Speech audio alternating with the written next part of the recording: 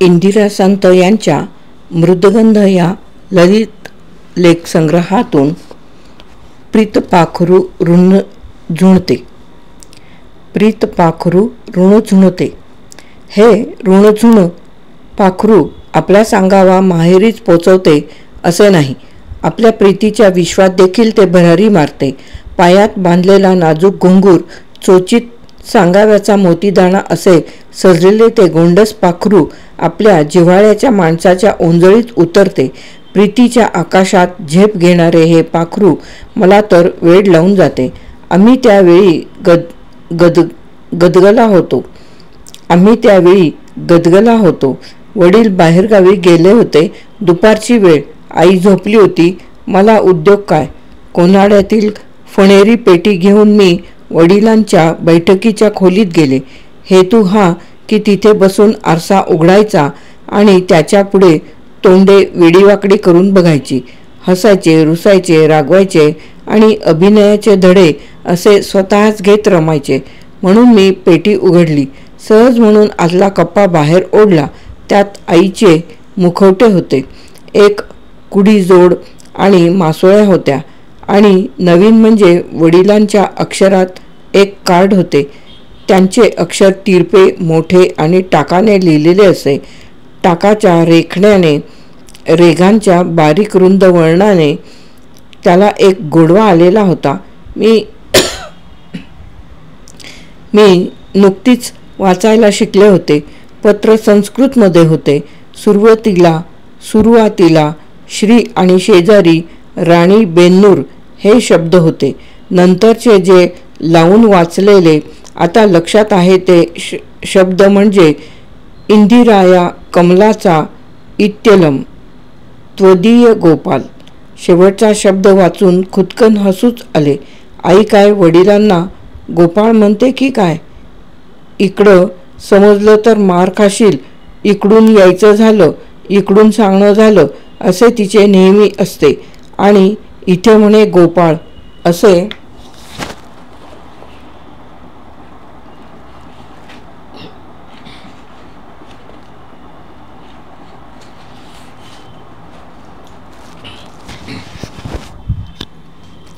असे म्हणत मी मोठ्याने हसले. तरी किती वेळ पत्र लावत राहिले. काय ग, काय चाललंय असं म्हणत आईने येऊन वाकून पत्र काढून घेतले आणि मीही जरा रागावून राधा करत पेटी बंद करत उठले.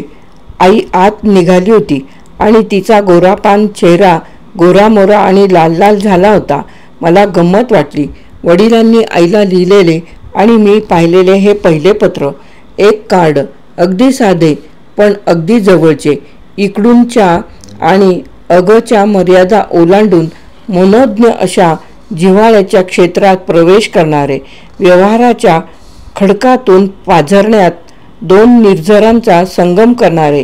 एका मानसकमलातील फुलांचा सुगंध दुसऱ्याच मानसकमलापर्यंत पोहोचवणारे. प्रीतीच्या आकाशात झेप घेणारे एक ऋणझुण पाखरू.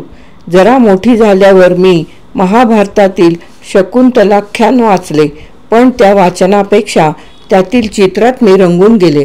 तळ्यात लाल पांढरी कमळे झुलत आहेत. कमळाची पाने जलतरण सुंदरीसारखी आकाशाभिमुख अशी तरंगत आहेत. काठाशी हिरवळीवर शकुंतला एका कुशीवर पहुडली आहे.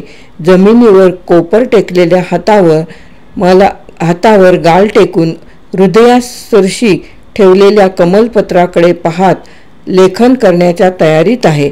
तिने आपल्या नाजूक आरक्त बोटात धरलेली नाजूकशी काडी. पण कमलपत्रावर लिहिणे ही कल्पनाच किती रम्य.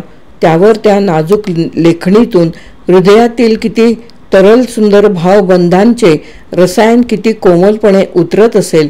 शाकुंत पक्ष्यांनी जिचा सांभाळ केला, हरिण शावकांवर आणि वृक्षवल्लरींवर जिने स्नेहाचा वर्षाव केला, तिच्या मनातील प्रीतीच्या पहिल्या भावाविष्काराला कमलपत्रा इतके सुंदर दुसरे सुंदर काय असणार.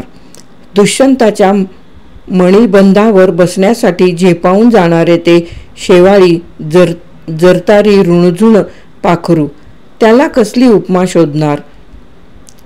ते चित्र पाहून मी अळूच्या पानावर काडीने श्री काढली आणि पानच फाटून गेले. असेच दुसरे पत्रलेखन त्या यदुवराच्या रुक्मिणीचे. खऱ्या कथेत काही का घडेना, स्त्रीगीताने त्याचे अप्रतिम असे वर्णन केले आहे. काही नेत्रीचे अंजन, सखीचे लेखणी. पत्रिका रुक्मिणी लिहित असे. लिहिली पत्रिका सुदैवाच्या हाती.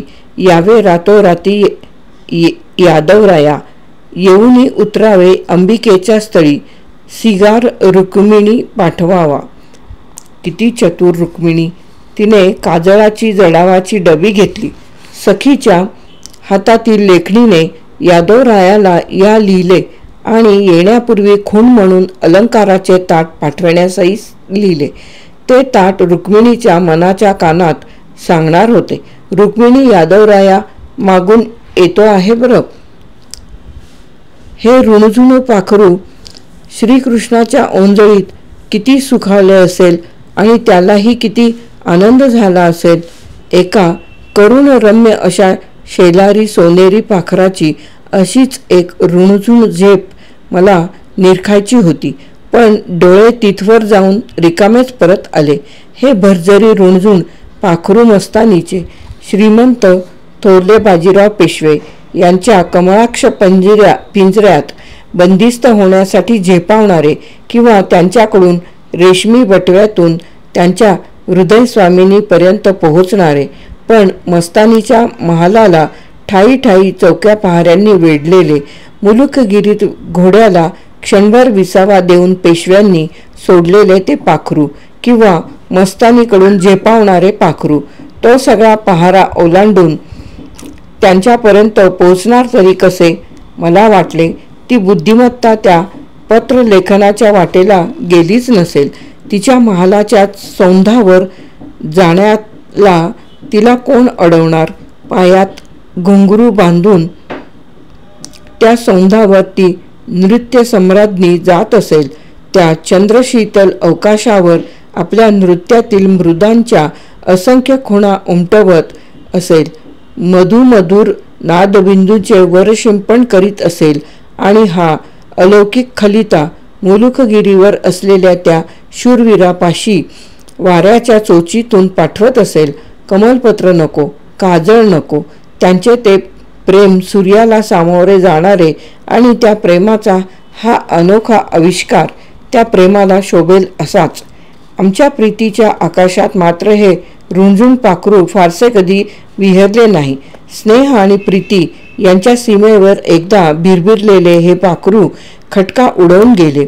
एकदा गावातून वसतिगृहात संतांचे मला 2 ओळीचे पहिले पत्र आले. स.न.वि.ने सुरुवात केलेले. तुम्ही पुढील रविवारी आमच्या घरी याल का? कळवा. मी टांगा घेऊन येईन. मी विचारात पडले. माझ्या आतेभावाला सल्ला विचारला. तो म्हणाला, तुला त्यांच्याशी स्नेह वाढवावा असं वाटत असेल तर येईन म्हण. 2 दिवस विचार केला. कॉलेजवर भेटत होते तेव्हाच काकांची भीती मनात होती. त्यांना कळले तर किती रागावतील, माझे शिक्षण बंद करतील. नकोच तो विचार असे मनाशी ठरवून मी लिहिले. कॉलेजवर भेटतोच की, घरी आणि कशाला?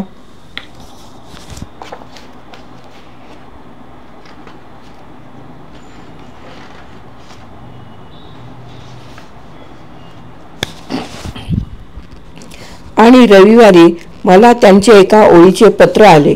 कॉलेजवर तरी कशाला? 15 दिवस सुने गेले आणि मग पुन्हा जमले. तो खटकाही विसरला. आता ते पत्राचे तुकडे पाहिले की गंमत वाटते.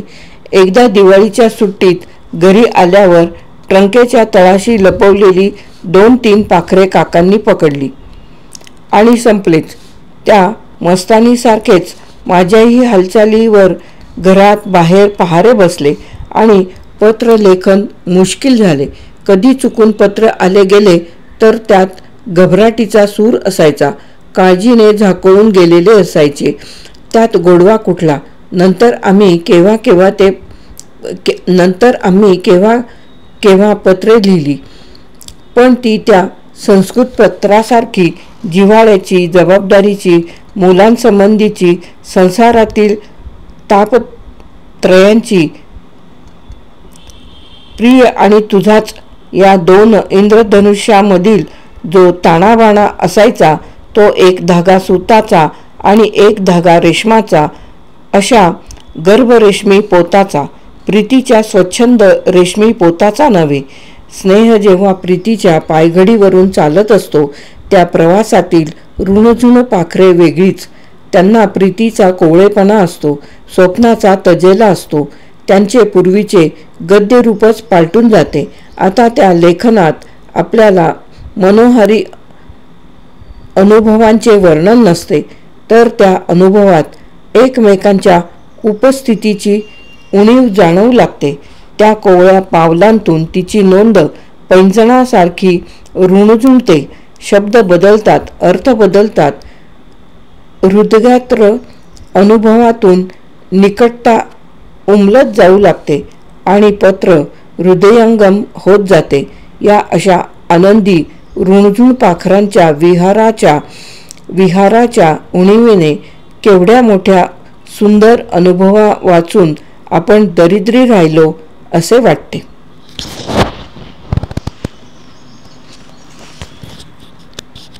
इंदिरा संत यांचा प्रीत पाखरू ऋणझुणते नावाचा हा ललित लेख येथे समाप्त.